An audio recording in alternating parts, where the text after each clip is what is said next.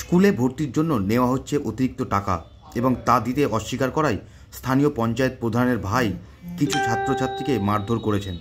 এই ঘটনার প্রতিবাদে ছাত্র বিক্ষোভে সোমবার উত্তাল হয়ে উঠল মুর্শিদাবাদের সাগরপাড়া থানার খয়রামারি হাই স্কুল। বিক্ষোভের সময় ছাত্রছাত্রীরা দীর্ঘক্ষণ গ্রামের রাস্তা ও ধনিরামপুর ডোমকল রাজ্য সড়ক অবরোধ করে রাখে। সাগরপাড়া থানার পুলিশ ঘটনাস্থলে পৌঁছে পথ অবরোধ তুলতে গেলে উত্তেজিত ছাত্রছাত্রী পুলিশের একটি গাড়ি ভাঙচুর করে। শুধু তাই নয়, বিক্ষোভের সময় ছাত্রছাত্রীরা স্কুলের দরজায় তালা লাগিয়ে দেন। কোনো শিক্ষক বা শিক্ষাকর্মীকে সকালে স্কুলে ঢুকতে দেয়নি ছাত্রছাত্রীরা।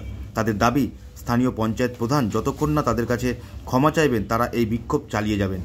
সোমবার দুপুর নাগাদ স্থানীয় বিডিও এবং সাগরপাড়া থানার ভারপ্রাপ্ত আধিকারিক স্কুলে পৌঁছে বিক্ষোভরত ছাত্রছাত্রীদের সাথে আলোচনা শুরু করেছেন।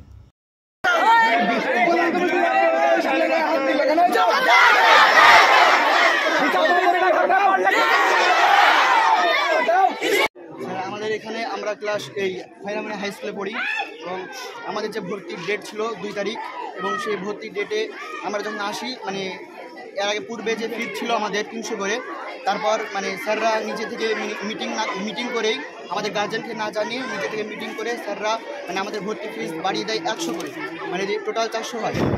কিন্তু এবার যারা দুষ্ট অসহায় তাদের জন্য খুব অসুবিধাকর হয়ে যায়। তারপর আমরা এইসব বিষয় নিয়ে স্যারদেরকে জানালাম। স্যাররা বললো 400 বেশি, 400 কম হবে না। তখন স্যার স্কুলে কিছু ঝামেলা সৃষ্টি হচ্ছিল। তারপর স্যাররা তারপরের দিন শুক্রবার মিটিং করার চেষ্টা করলো, গার্জেন মিটিং ডাকলো। তারপর সেখানে গার্জেন মিটিংয়ে এসে যার যে মত ছিল সবাই সে মত পেশ করেছে। ওখানে অনেক রকমের কথা হয়েছে। তারপর স্যাররা শেষ পর্যন্ত বললো ঠিক আছে 300 টাকা করে হচ্ছে। তারপরের দিন 300 টাকা করে হয়ে গেল। তারপর 6 তারিখে ডেট ছিল ভর্তি, যারা বাকি ছিল তারা 6 তারিখে ভর্তি হয়ে যাবে।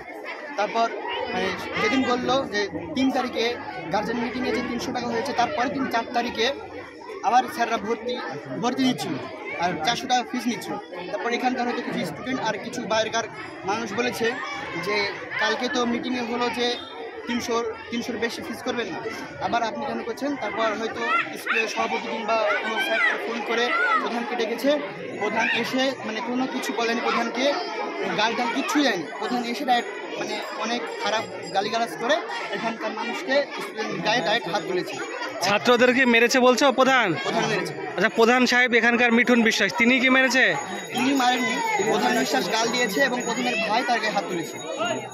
প্রধানের ভাইয়ের বিরুদ্ধে অভিযোগ তোমাদের? কি নাম? ইমন। প্রধান সাথে ছিল, কিচ্ছু বলেনি, চুপচাপ দাঁড়িয়েছিল, গাল দিয়েছিল যে মার। তোমরা কি চাইছো এখন? আমরা প্রধানের বিচার চাই। আরও অনেক কিছু আছে এখানে। 2 তারিখে ভর্তি ফি, যেদিন ভর্তি হয় সেদিন বাইরে স্কুলে অনেক মেয়ে থাকে এবং যারা বাইরেকার অ্যাকচুয়ালি পাড়ার গ্রামের মানুষ থাকে। এখানে এসে সভাপতি পুলিশকে ফোন করে স্টুডেন্টের নামে নারী নির্যাতনের মামলা দিয়েছে, যে ওরা নাকি স্কুলে আজেবাজে কাজ করে এবং অন্য নারী ধরে নিয়ে আসে, এইসব কথা বলেছে। কিন্তু আমরা স্কুলের বাইরে যাই না, জানি না এইসব বিষয়। কাদের বিরুদ্ধে অভিযোগ মামলা দিয়েছে? ছাত্র? থানাকে ফোন করে বলেছে সভাপতি যে সেই মামলা কি দিয়েছে না দেওয়ার ভয় দেখিয়েছে? ভয় দেখিয়েছে এবং পুলিশ এসেছিল। আচ্ছা, এই বিক্ষোভ কতক্ষণ চলবে? যতক্ষণ না পর্যন্ত আমরা নাই বিচার পাবো না ততক্ষণ চলবে। এবং আমাদেরকে হুঙ্কার দিয়েছে যে বাড়ি থেকে তুলে নিয়ে যাবে। কে হুঙ্কার দিয়েছে? কে? স্কুলে খয়রামারি হাই স্কুলে যে সমস্যা হচ্ছে সেটা গত 3-4 দিনের সমস্যা। আমাকে স্কুল পিআইসি স্কুলের পক্ষ থেকে আমাকে ডাক হয়েছিল। আমি ডাকার পর যেতে পারিনি। গত শনিবার গেছিলাম সেখানে যাওয়ার পর সেখানে দেখি কিছু বহিরাগত দুষ্কৃতী সিপিএম কংগ্রেসের দালাল সেখানে যাই মাস্টারদেরকে মারার উপক্রম এবং স্কুল প্রেসিডেন্ট ছিল, ওদেরকেও হাত তোলার মতন উপক্রম ছিল। আমি সেখানে উঠে যারা বহিরাগত ওখানে ছিল তাদেরকে আমি ওখানে বের করে দিয়েছি।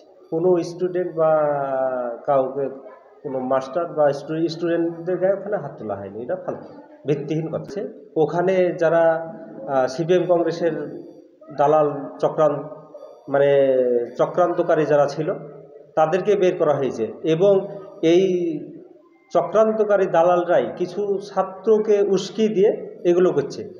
যারা রীতিমতো মানে শব্দ উচ্চারণও করতে পারে না, তারাও ওখানে এসে বলছে প্রধান সাহেবকে ডাকতে হবে, ক্ষমা চাইতে হবে। এগুলো পুরো প্ল্যানিংভাবে চলছে, সিপিএম কংগ্রেসের প্ল্যানিং। তাদের দালালি চলবে না, আমাদের দলীয়ভাবে তাদের চিহ্নিতকরণ করা চলছে। দেখি কতটা পরিষ্কার হয়।